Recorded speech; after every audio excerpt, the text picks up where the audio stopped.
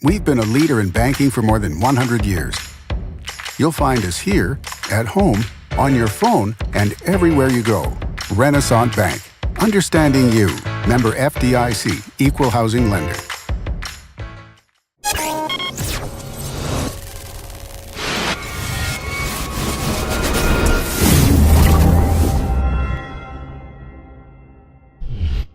Sponsored by Renaissance Bank. Good morning and welcome to Daily Journal Newsbreak for Thursday, November 9th. I'm your host, Chris Kiefer, and we're going to take a look at the top news and sports stories from Northeast Mississippi. But first, let's start with your weather forecast. Today's forecast calls for sunny skies with a high of 64 and a low of 39 and a 10% chance of rain.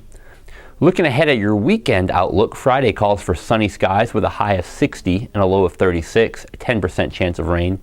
Saturday, partly cloudy skies, a high of 65 and a low of 46, 10% chance of rain. Sunday, again partly cloudy, high of 63, low of 47. That chance of rain is at 20%. Let's take a look now at today's top headlines.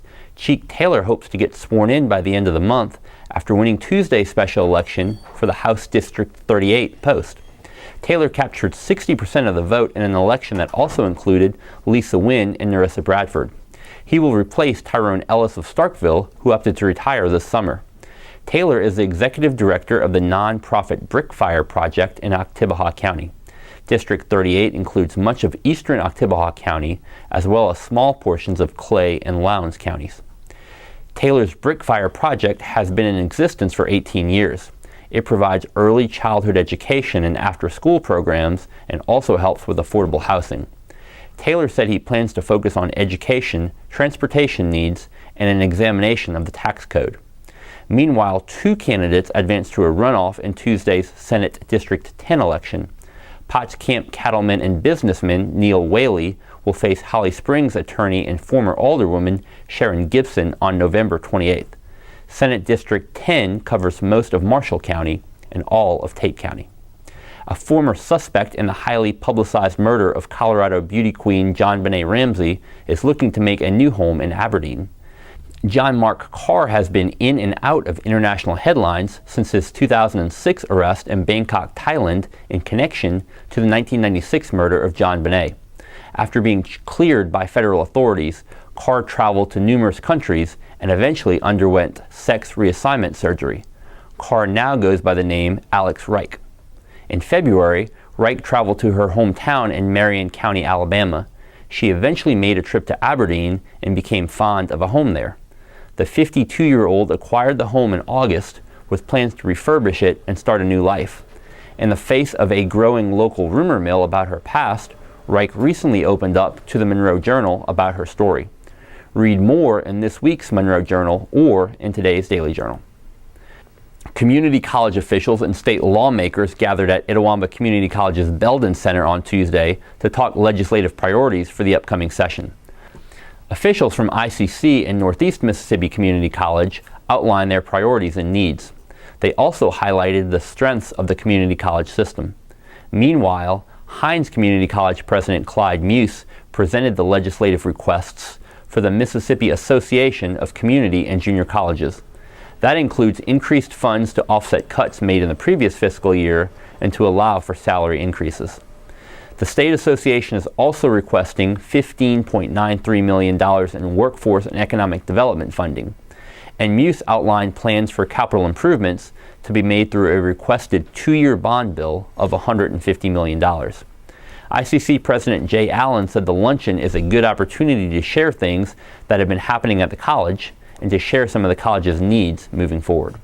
And in sports, Tupelo High School linebacker Jet Johnson received some big news on Wednesday. The 6'3", 220-pound senior was named Mississippi's 2017 Mr. Football in Class 6A. The recognition is made by the Mississippi High School Activities Association and the Mississippi Association of Coaches. Johnson was joined by two other Northeast Mississippi players. Pontotoc offensive lineman Cole Smith was named Mr. Football for Class 4A, and West Point athlete Marcus Murphy earned the honor in Class 5A. Johnson has committed to play at Mississippi State next season. He has recorded 125 tackles this season and has averaged 11.3 stops per game. He also has 13 tackles for loss, 2 sacks, and 3 interceptions. He became the first defensive player to win the award, which was created last year. Pontotoc Smith is the first offensive lineman to receive the award. He has committed to play at LSU next season and was rated the number 6 center in the nation in the preseason. West Point's Murphy has rushed for 1,253 yards and 19 touchdowns. The MSU commitment has completed 36 of 65 passes for 722 yards and 8 scores. That does it for Newsbreak on this Thursday. Don't forget that this show is just one of the many online offerings courtesy of the Daily Journal that gets you news off the page and on the go. Listen to the Memo podcast for the latest news and entertainment in Northeast Mississippi with hosts Emma Kent and Derek Russell.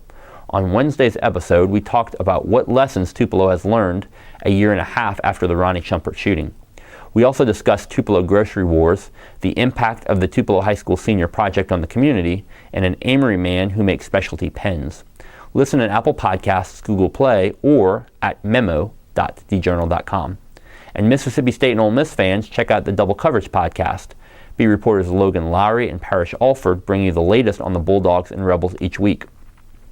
Look for a new episode this afternoon in Apple Podcasts, Google Play, or at doublecoverage.djournal.com. Each story discussed on Newsbreak can be found in your daily journal or online at djournal.com, where you can also catch a new episode of Newsbreak each weekday at 7 a.m. Thanks for joining us. I'm Chris Kiefer. Have a great Thursday.